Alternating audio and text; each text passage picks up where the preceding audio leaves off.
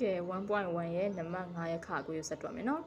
ခါခွေးက √3 by √3 minus 1 plus 1 by √3 ကျမတို့ကကြည့်မှာတော့ကကြတော့ဒီပေးထားတဲ့နှစ်ခုလုံးတန်းပြီးတော့ဘုံပိုင်းကြီးလုပ်ပလိုက်တာဆိုပေမဲ့ဒီမှာကျတော့လုပ်လို့မရဘူးဘာလို့ဆိုတော့ဒီဘက်မှာ -1 ပို့နေတယ်ဒီကလို့ √3 ရဲ့နောက်မှာ +1 ပါနေတော့တစ်မျိုးပေါ့ဒီမှာကျတော့မပါတဲ့အတွက်ဆင်မတို့တသက်စီတစ်ခုချင်းစီကို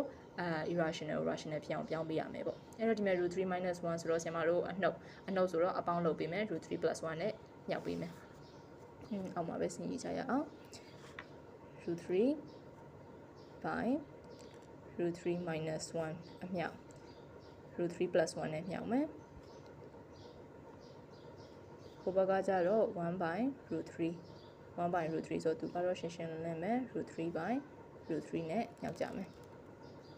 အဲ့တော့အောက်ကကြတော့ minus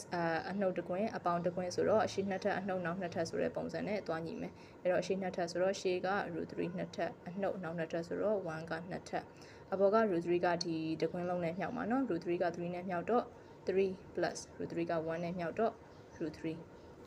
plus အောက်က √3 နဲ့ √3 က root ပြောက်မယ်3ပဲအပေါ်က √3 နဲ့1နဲ့မြောက်တော့ √3 ပေါ့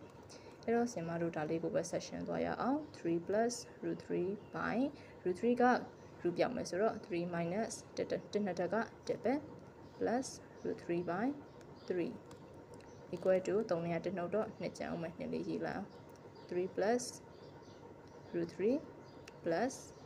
√3 by 3အဲ့အနေမှာဆင်မတို့ပိုင်းကြီးညှိသွားကြမယ်3နဲ့2နဲ့ပုံပိုင်းကြီးက6ပေါ့6ထားလို့ရမယ်